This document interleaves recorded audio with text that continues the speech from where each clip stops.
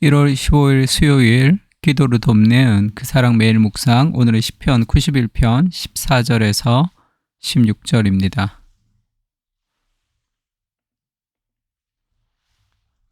지금 15절에 보면 그가 내게 간구하리니 내가 그에게 응답하리라. 그들이 환난 당할 때에 내가 그와 함께하여 그를 건지고 영화롭게 하리라. 영화롭게 하리라. 그를 내가 건지고 영화롭게 하리라 라는 제목으로 말씀을 좀 나누려고 합니다. 하나님의 사랑을 받을 때 우리가 누리는 어떤 실제적인 열매가 어떤 것인지를 지금 계속 나열하고 있는데, 팀 켈러는 이것을 종합 선물 세트, 그러니까 어릴 적에 아빠가 이제 사오는 종합 선물 세트 안에 들어있는 많은 사탕들, 그렇게 이제 표현을 했는데, 하나님이 이르시되 그가 나를 사랑한즉, 그 나를 사랑하는 사람, 또 내가 사랑하는 그 하나님의 백성들에게 하나님이 어떻게 해주시냐는 거죠. 하나님의 사랑을 받을 때 우리가 누리는 그런 열매를, 첫 번째는 그를 건진다 이렇게 얘기합니다. 그리고 그를 높인다 이렇게 얘기하고요. 그리고 그에게 응답할 것이다. 그리고 15절에 그들이 환난 당할 때에도 내가 함께 할 것이다. 그렇게 아주 실제적으로 하나님이 우리를 위해서 건지고 높이고 응답하고 함께하는 그런 구체적인 어떤 행위들을 우리에게 알려주고 있습니다. 그리고 이제 또 한 가지, 이 보이지 않는 내가 그를 만족하게 한다. 그 다음에 그에게 나의 구원을 그에게 보인다. 그를 알게 한다는 거죠. 그리고 내가 그를 영화롭게 할 것이다. 그를 영화롭게, 영광스럽게 그를 인정하고 그를 칭찬하고 그를 격려할 것이다. 이렇게 얘기합니다. 그 외부적으로 하나님이 행하시는 일들도 있지만 우리 내면을 채우는 그런 모습을 좀 보여주고 있죠. 그래서 우리의 내면 안에 어떤 변화를 일으키는지, 먼저 하나님 우리를 영화롭게 한다는 거예요. 우리가 어떤 일을 열심히 하는 거, 그리고 우리가 최선을 다해서 뭔가를 할 때 누군가로부터의 인정과 박수를 원하는 거죠. 근데 그것이 없을 때 우리가 힘이 빠지기도 하고 그렇습니다. 근데 하나님이 우리의 영원한 인정이 되시고 만족이 되시는, 그래서 우리를 늘 박수 쳐주시고 응원하시고 격려하시는 그분이 하나님이시다. 그래서 하나님이 우리를 영광스럽게, 영화롭게 우리를 만들어 주시고 우리를 만족하게 해서, 그리고 하나님을 더욱더 알게 해 주실 것이다. 그렇게 얘기합니다. 그러니까 이게 신앙의 어떤 본질과 같은 얘기죠. 우리가 창세기 12장에 보면 아브라함이 하나님의 나라를 시작할 때 창세기 11장에 있는 바벨의 나라, 이렇게 인간의 나라와 창세기 12장에 등장하는 아브라함을 통해서 이루어지는 그 하나님의 나라가 무엇이 다른가 했을 때 가장 큰 차이는, 인간의 나라의 특징은 내가 스스로 나의 이름, 우리가 우리의 이름을 높이자. 그래서 하늘 끝까지 우리가 닿아가자.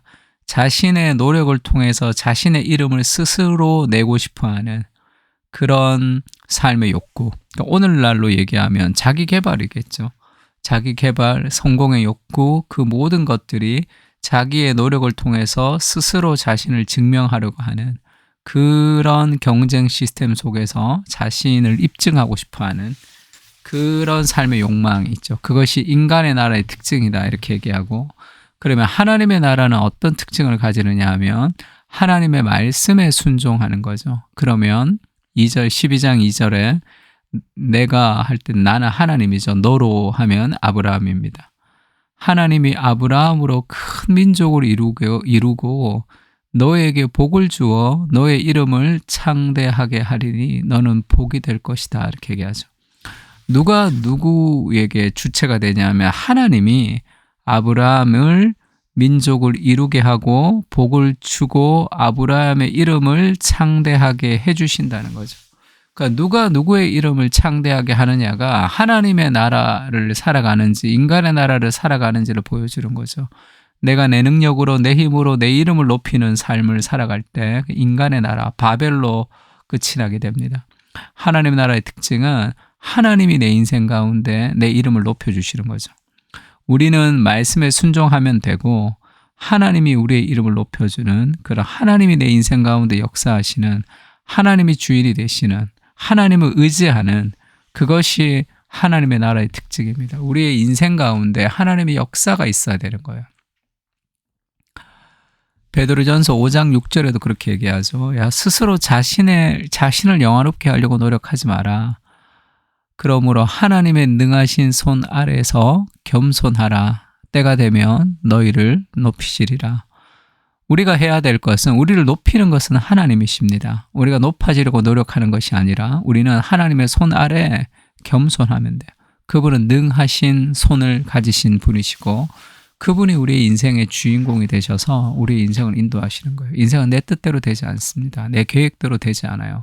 지금까지 우리 인생을 보세요. 결혼부터 또 살아갔던 어린 시절부터 대학부터 또 우리가 선택했던 삶부터 직업까지 내가 원하며 내가 결정한 것 같지만 하나도 내가 원한 대로 되지 않고 어떤 우연과 어떤 섭리들 가운데서 여기까지 오게 된 거잖아요.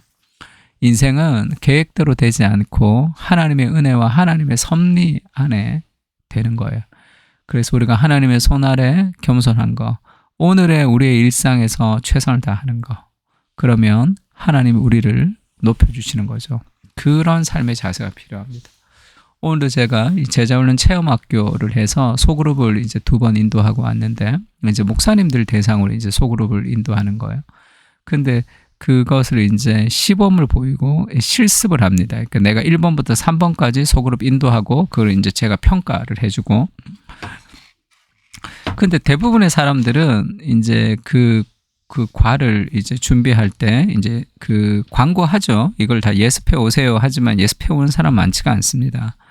그리고 그 인도하는 사람들 중에도 내가 1번부터 3번까지 맡았으면 전체 성경공부 교재 중에 1번부터 3번까지만 풀어와요.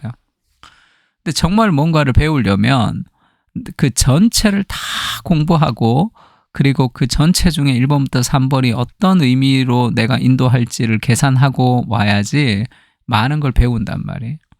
근데 뒤에 문제를 풀지도 않고 와가지고 보면 그 내용 파악하기가 쉽지가 않죠. 따라가기가 쉽지가 않습니다.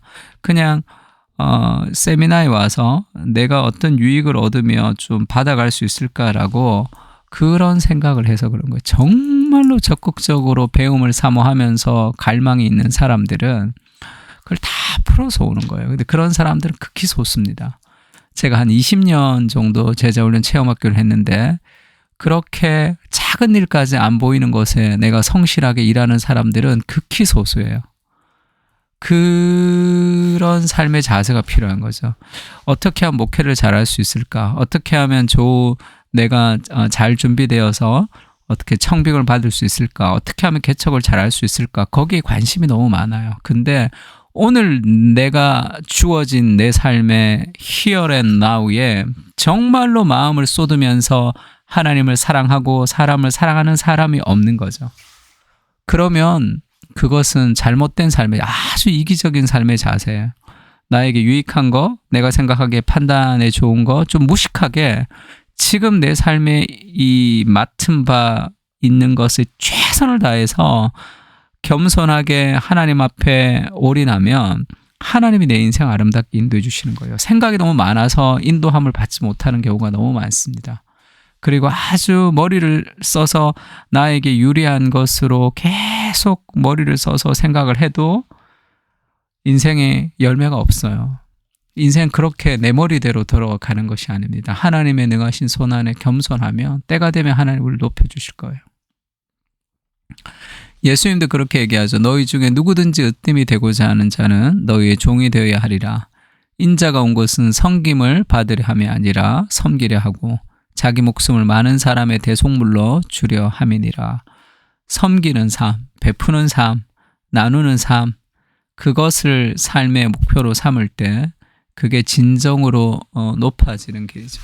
그것이 하나님이 우리의 이름을 영화롭게 해주십시오 하면서 하나님의 말씀에 순진하게 하나님의 말씀을 순수하게 믿고 순종해 보세요. 하나님 인도하시나 안 하시나. 너희 안에 이 마음을 품으라. 그리스도 예수의 마음인데 그는 근본 본체시나 아주 높은 자리에 계신 분이지만 하나님과 동등됨을 취할 것을 여기지 아니하시고 삼위일체이시지만 자기를 비우셨죠. 자기를 비워서 종의 형체를 가지사 사람과 같이 되셨고 낮아지심이죠. 사람의 모양으로 나타나사 자기를 낮추시고 죽기까지 복종하셨으니 곧 십자가의 죽으심이라. 이런 하나님의 뜻에 자기를 낮추는 그런 순종이 결국은 하나님이 그를 지극히 높이잖아요. 모든 이름 위에 뛰어난 이름을 줍니다. 높아져야지 그렇게 생각하면서 온갖 머리를 쓰는 사람들이 그렇게 높아지지 않는다면, 순수하게 높아지는 것에 별 관심이 없이 하나님 말씀에 순수하게 반응하는 사람들이 하나님이 높여주시는 거예요. 하늘과 땅의 모든 무릎이 꿇는 진정한 주님이 되시는 것을 그리스도의 희생과 낮아짐을 통해서 이루어지는 거잖아요. 인생은 내가 나를 영화롭게 하는 것이 아닙니다. 하나님이 나를 영화롭게 하시는 거예요. 사람들의 인정과 환호, 칭찬을 바라는 마음이 가득합니다. 복음 안에서 이미 완전한 사랑과 인정이 있음을 기억하게 하시고 무시와 박수가 없는 상황 속에서도 묵묵히 주님의 응원 소리를 들으며 그 길을 걸어갈 수 있는 힘을 공급해 주시옵소서. 주님을 사랑하며 주님께 나아갈 때 주님이 내 인생을 인도하신다는 확신을 가지게 하시고 하나님의 일하심을 볼 수 있는 여유와 눈을 허락해 주시옵소서. 내 힘으로 사는 삶이 아니라 주님의 힘으로 살아갈 수 있도록 은혜를 부어 주시옵소서. 아멘. 주님, 우리의 인생을 영화롭게 해 주십시오. 그런 기도하는 마음으로 시편을 같이 기도했으면 좋겠습니다.